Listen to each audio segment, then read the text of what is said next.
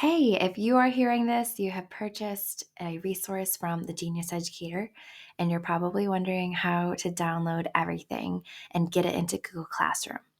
So, I am going to do a short tutorial using my Goodnight Mr. Tom study guide resource to give you the basics. And if you still have questions, feel free to reach out. So, this is a study guide, a whole novel study that I use for this beautiful book by Michelle McGorian. Once you've purchased a resource, you'll be able to download this resource by clicking on this button. So, we're going to go ahead and do that right now. You'll notice at the bottom of my screen, it popped up and showed me that it was downloaded.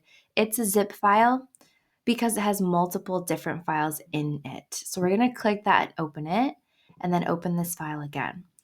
Here we're going to see three different files. This first file is a PDF version of the entire study guide in case you prefer your students to write on paper. This is a PDF version of the answer key that you can also print off if you like. And this last bit says copyright, TPT, and directions for use. We're going to click on that if you're looking to get the digital version onto Google Classroom. We're going to slide down to page 2, and there is directions for use, but I think this is where some people don't realize that right here is the digital version of your Goodnight Mr. Tom study guide. You click on that link and it pops up this screen. What it's asking you to do is to make a copy into your own Google Drive. That way, if you start typing into the document itself, you don't change my original version, which would be a catastrophe. You also want to be able to own your own version, so that way the students can actually type in their own document. Each student will be able to have their own. So we're going to go ahead and click Make a Copy, and this will make a copy into your own Google Drive. It opens up Goodnight Mr. Tom study guide, and the whole shebang is in here. The cool thing about these digital study guides is you can type right into them.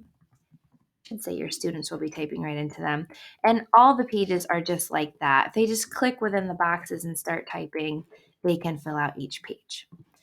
Now, in order to get this uploaded onto your Google Classroom or whatever platform you use, you're going to go to this share button. It's going to pop up. Down here, it says general access. Right now, I have it as restricted. I'm going to open it up to anyone with the link. That way, none of my students say, oh, I can't get into the link. Okay, we're going to leave it right now as viewer, but then we're going to copy that link and then click done. Now I need to go to my Google Classrooms themselves. So I'm going to open up Google Classroom and I'm going to go to just one of my classes that I teach. So we'll say English 7 first period. Go into classwork. All right. You actually see I already have a PDF here of that I'm teaching this book right now. We're going to go to create an assignment, and we are going to paste this link that we just got in here, and we're going to title this Goodnight Mr. Tom Study Guide. That way all the kids will be able to see it. If you want to put in instructions, that's fine. Right now, though, it says students can view file. We want to make a copy for each student. That way each kiddo is going to be able to work in their own book.